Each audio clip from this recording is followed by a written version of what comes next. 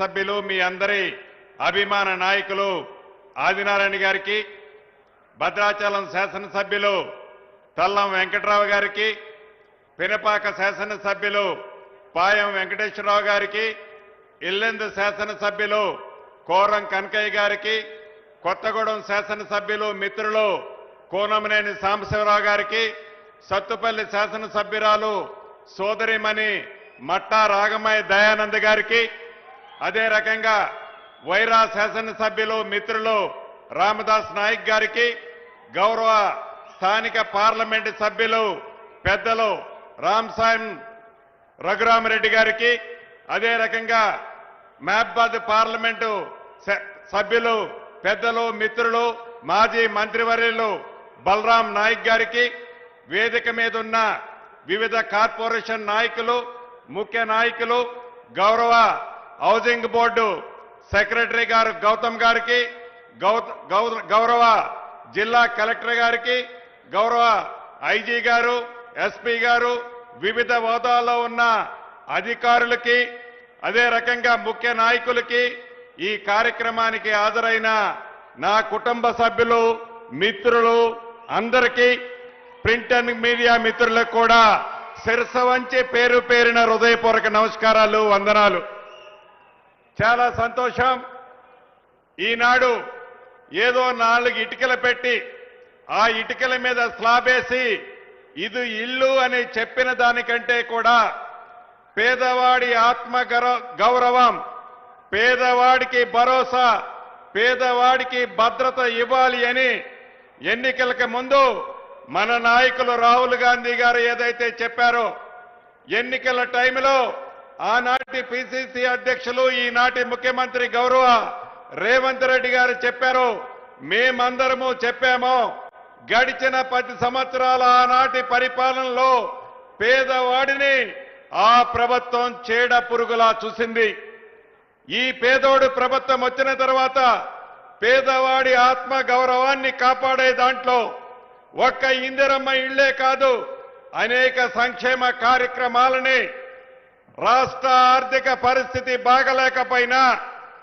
పేదవాడికి ఏదైనా మంచి చేస్తే ఆ మంచి చేయటం వల్ల నాకేమి వస్తుంది, కమిషన్ రాదు కదా అని ఆనాటి ప్రభుత్వం అనుకుంటే, ఈ ప్రభుత్వం గౌరవ ముఖ్యమంత్రి రేవంత్ రెడ్డి గారి నాయకత్వంలోని మన ప్రభుత్వం పేదవాడే మనకి దేవుడితో సమానం, పేదవాడి ఆత్మ గౌరవాన్ని కాపాడటమే మన ప్రభుత్వం యొక్క లక్ష్యమని అన్ని కార్యక్రమాలని ఆర్థిక పరిస్థితులు సహకరించకపోయినా తల తాకట్టు పెట్టైనా అన్న మాట ప్రకారం ఒక్కొక్క కార్యక్రమాన్ని చేస్తూ, ఇక ఇందిరమ్మ ఇళ్ల విషయానికి వస్తే ఆనాటి 10 సంవత్సరాలలో ఆనాటి దొరవారు పేదవాడికి ఇల్లు కట్టించాలని ఇంగిత జ్ఞానం కూడా లేకపోవటం దురదృష్టకరం. అటువంటిది మన పేదోడి ప్రభుత్వం మీ అందరి దీవెనలతో వచ్చిన తర్వాత అన్న మాట ప్రకారం మొదటి సంవత్సరమే 4.5 లక్షల ఇళ్లు ప్రతి నియోజకవర్గానికి 3,500 ఇళ్లు తగ్గకుండా ఇస్తూ గిరిజన నియోజకవర్గాలలో అత్యధికంగా ఇయ్యాలి అని గౌరవ ముఖ్యమంత్రి గారి సూచనల మేరకు ఈ నియోజకవర్గానికి 1000 ఇళ్లు, ఐటీడీఏ పరిధిలో సుమారు 25,000 ఇళ్లు అదనంగా ఇవ్వటం జరిగింది. రాష్ట్ర వ్యాప్తంగా ఎవరైతే చెంచులు ఉపకులాలు ఉన్నాయో 13,000 కుటుంబాలుంటే ఆ 13,000 కుటుంబానికి కూడా ఇందిరమ్మ ఇళ్లు ఇవ్వటం జరిగింది. అంటే సుమారు ఈ మొదటి విడతలోనే 22,500 కోట్లు ఇది ఎక్కడ తీసుకొస్తారు అని అనేక మంది గౌరవ ముఖ్యమంత్రి గారిని, ఆ శాఖ మంత్రిగా నన్ను అనేక పర్యాయాలు అడిగారు. ఆనాడు 10 సంవత్సరాలు పరిపాలించిన పెద్దలు కూడా అనేక వేదికల మీద వీళ్ళు డబ్బులిచ్చే కావు, మాయమాటలు చెప్తారు, ఇళ్ళు ఇస్తామని చెప్పి మీకు డబ్బు ఇవ్వరు అని పొంకరాలు పొంకారు ఆ 10 సంవత్సరాలు పరిపాలించిన ప్రబుద్ధులు. అయినా కూడా మనం మాటలతో కాకుండా చేతలతో పేదవాడి ఆత్మ గౌరవాన్ని కాపాడాలని గౌరవ ముఖ్యమంత్రి గారి సూచనల మేరకు ప్రతి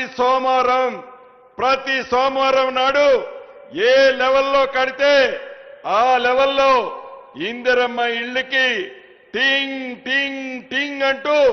హైదరాబాద్ లో ముఖ్యమంత్రి గారి ఆఫీసులో బటన్ నొక్కితే మీ ఖాతాల్లోకి డబ్బులు జమ అవుతున్నాయి. అది ఇందిరమ్మ ప్రభుత్వం అంటే 10 సంవత్సరాల కంటే ముందు మన ప్రభుత్వం ఉన్నప్పుడు ఆనాడు 10 సంవత్సరాలలో 23 లక్షల ఇళ్లు కట్టించిన చరిత్ర ఆనాటి మన ఇందిరమ్మ